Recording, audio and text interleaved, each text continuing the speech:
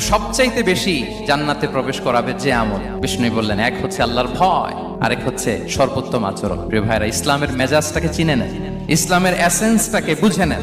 আমরা ভালো আচরণকে গুরুত্ব দিতে চাই না। অনেক নামাজি লোক দেখবেন নামাজ পড়তে পড়তে কপালে কালো দাগ ফেলে দিচ্ছে, বাসায় বউয়ের সাথে খারাপ আচরণ করে, খিটখিটে মেজাজের, প্রতিবেশীর সাথে শুধু ঝগড়া, কলিগদের সাথে ঝগড়া, মারামারি, দুঃসম্পর্ক, এরকম আছে না? নাই বলেন, আছে না? কিন্তু নামাজি, অনেক বড় হাজি, একদিনও কোরআন তেলাওয়াত মিস হয় না।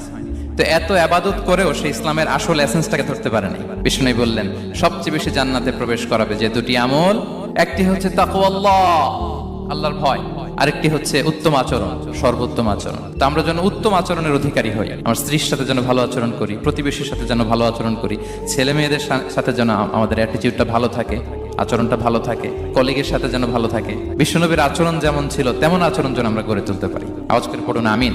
সুনানে আবু দাউদের এক